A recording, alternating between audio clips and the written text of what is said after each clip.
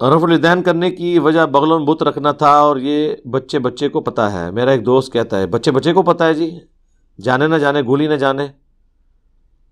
ہاں جی، بچے بچے کو پتہ نہیں ہے، بچے بچے کو بتایا گیا ہے۔ ہاں جی، بچے بچے کو تو بہت کچھ اور بتایا گیا ہے جو اس کو بڑے ہو کے پتہ چلتا ہے کہ یہ یوں نہیں تھا، یہ یوں ہے۔ ٹھیک ہے، اب میں وہ باتیں نہیں کرنا چاہتا کیمرے میں، تو اس کو چھوڑیں۔ میں آپ کو اسی سے ریلیٹڈ ایک واقعہ بتاتا ہوں۔ جب 2008-9 میں دعوت کا کام ہم نے نیا نیا شروع کیا، تو ہمارے آفس کے ایک کولیگ تھے، تو وہ سیالکوٹ میں رہتے تھے، چوئنڈا گاؤں ہے، بارڈر کے قریب ہی ہے۔ تو وہاں ایک مسجد میں ہم لوگ رات کے وقت رکے ہیں، وہاں پہ درس و تدریس کے لیے۔ مسجد بریلویوں کی تھی، لیکن وہ ہم تو چونکہ فرقے سے نہیں تھے، پھر لے کے جانے والے بھی ہمیں بریلوی تھے۔ ٹھیک ہے، اس مسجد کا جو صدر ہے وہ بھی پڑھا لکھا بندہ تھا۔ اس وقت تو ظاہر ہے کہ مجھے کوئی جانتا ہی نہیں تھا، میں 2008 کی بات کر رہا ہوں۔ تو اور وہ بھی ہم پبلک کو کوئی درس نہیں دیتے تھے، اپنے جو دوست یار وہ لے آتے تھے، عشاء کی نماز کے بھی گھنٹے بعد گھروں سے بلا کے بیٹھ کے وہاں پہ کوئی اللہ رسول کی بات کر لی، عز و جل و صلی اللہ علیہ وآلہ وسلم۔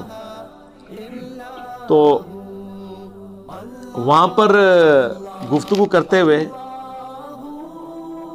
رفع الیدین کی بات سے مجھے یاد آیا۔ وہ مسجد کا جو صدر تھا نا، جو صرف صدر نہیں تھا، پڑھا لکھا بھی تھا اور مسجد کے بل بھی دیا کرتا تھا، اس کو باتیں معقول لگی، اس نے رفع الیدین شروع کر دیا۔ ہو پورے چنڈے میں قیامت ٹوٹ پڑی جناب، کمیٹیاں مسجد کی جناب، مولوی اکٹھے ہو گئے، بلاؤ جی اس صدر نو جناب، کیا ہو گیا، یہ ہو گیا۔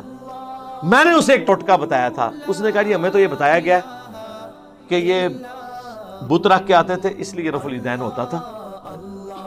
میں نے کہا یار یہ دنیا کی کسی کتاب میں ضعیف روایت بھی نہیں ہے۔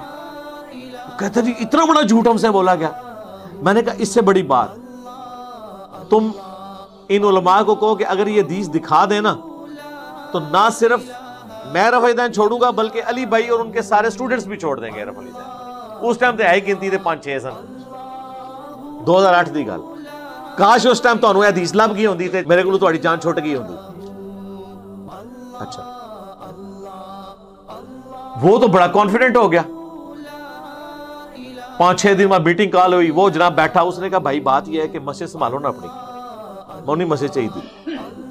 مجھے پتا چلا ہے، میں نے خود بخاری مسلم دیکھ لیا، نماز کا یہ طریقہ ہے۔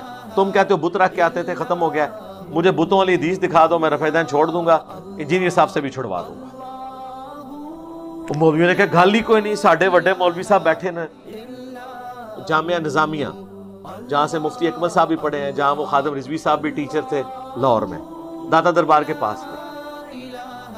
عبدالقیوم ہزاروی صاحب فوت ہو چکے ہیں، ان کے ساتھ شیخ الحدیث ہوتے تھے صدیق ہزاروی صاحب، کافی انہوں نے عربی کتابوں کے ترجمے بھی کیے ہیں، احادیث کی کتابوں کے بھی، بریلویوں کے۔ وہ اس وقت زندہ تھے۔ ان کا جی وہ ہمارے سب سے بڑے عالم ہیں، ان کو فون ملایا جی، فون ملایا، انہوں نے کہا اسپیکر آن کرو، سناؤ۔ انہوں نے کہا جی جناب اس طرح ایک بندے نے رفع الیدین شروع کر دیا ہے، وہ ہمیں وہ آپ اس حدیث کا حوالہ دے رہے ہیں، وہ جو بت رکھ کے آتے ہیں۔ ہائے ہائے ہائے ہائے، صدقے جاواں۔ ہاں، ان کو کیا پتا تھا کہ یہ تو وہ بیان ہے کہ جناب والا یہ ہے وہ ذرائع۔ وہ جو کہہ رہا تھا اس کو کیا پتا تھا کہ ذرائع لوگ پوچھ لیں گے پھر بعد میں۔ تو یہ تھے وہ ذرائع دیوبند اور بریلویوں کے کہ بت رکھ کے آتے تھے اور نکلے جعلی۔ اس نے کہا اوے یار کتنے تجھے کمٹمنٹ کر لی ہے، کتنے بڑی لکھی روایت، یہ تو اسی ایک عوامی چٹکلا چھوڑا ہوا ہے، اور لگ گیا تو تیر، نہ لگا تو تکا، یہ کدھر بھی نہیں لکھیا۔ یہ میں 2008 کی بات کر رہا ہوں۔ تو اب وہ کیا کرنا تھا، انہوں نے کہا پھر جناب دیکھ لو، اللہ کا شکر ہے وہ آج تک رفع الیدین سے نماز پڑھتے ہیں، سنت کے مطابق نماز پڑھ رہے ہیں۔ تو یہ جس نے پرچی بھیجی ہے، میں آپ سے ریکویسٹ کروں گا کوئی ایسی حدیث ہے تو منو بھی دسو۔ پہلے تو 6 بندے رفع الیدین چھوڑنا سی، ہن لکھاں بندے رفع الیدین چھوڑنا سی۔ بتاں والی حدیث لے کے تے آؤ نا، کتے لکھی ہے، کدھر بھی نہیں لکھی ہوئی، سٹنٹ ہے جو چھوڑا ہوا۔ تو اس کا طریقہ یہی ہے، آپ کہہ رہے ہیں نا کیسے بچے بچے کو ہٹائی ہوئی ہے، آپ اسی بچے بچے کو نا ان بڑوں کے پاس بھیجیں، ان کو کہ جی دسو کتے لکھی ہے۔ ہر مسجد میں 1-2 نمازی ان سے پوچھے، ہر جمعے کے خطبے میں لوگ کھڑے ہو کے پوچھیں، بلکہ آپ میں جو کوئی فائنینشلی سٹرونگ ہے، گاؤں کا چودھری ہے، تھوڑا اثر و رسوخ والا ہے، تو جمعے کے خطبے میں کھڑے ہو کہ حضرت صاحب وہ آپ نے واقعہ سنایا تھا، اچھا شروع اینج کرنا جے ڈائریکٹ اعتراض کیتا انہوں نے بٹھا دینا تو حضرت صاحب وہ آپ نے واقعہ سنایا تھا حضرت عمر فاروق رضی اللہ تعالیٰ عنہ کا کہ بڑے مجمع میں ایک بندے نے کھڑے ہو کے ان سے پوچھا تھا، ٹھیک ہے تو یہ کیا واقعہ صحیح ہے؟ وہ کہا بہ جا صحیح ہے، ان کو جی اے میں ان واقعے تے عمل کر لگا جائے دوئی بار پھر کلو کہ تسی یہ دسو کہ اے بت رکھ کے آندے سن رفع دین نسی یہ کتے لکھے ہے؟ ہاں کوئی طریقہ ہوتا ہے نا سٹ مارنے کا، پہلے منواؤ ٹھیک ہے، اس تو بعد سٹ مارو، پھر دیکھو جناب انہوں نے نسنے دی راہ بھی نہیں لبن لگی۔ طریقہ یہی ہوتا ہے اور یہ بڑا ایفیکٹو طریقہ ہے۔ زلزلہ کتاب لکھی ہے نا بریلویوں نے دیوبندیوں کے خلاف، دیوبندیوں نے کہا بریلوی مشرک ہیں، ان کے یہ بابوں سے مانگتے، قبروں سے مانگتے، مشکل کشا مانتے بابوں کو، یہ سارے کام دیوبندیوں کے بزرگ بھی کرتے رہے، انہوں نے بھی اپنے مرے ہوئے بابوں کے حق میں ایسے ایسے قصیدے لکھے ہیں، ان سے مدد مانگی ہوئی ہے۔ اب وہ دیوبند مدرسے کو اگر ڈائریکٹ لکھتے نا تو انہوں نے تو فتویٰ نہیں دینا تھا، ان کے اپنے بابوں کا تھا، انہوں نے پتا کیا شاعری کی کہ دیوبندیوں کے بزرگوں نے اپنے بابوں کے حق میں جو جو شعر لکھے نا اس میں انہوں نے صرف بابوں کے نام اور جگہوں کے نام چینج کر دیے،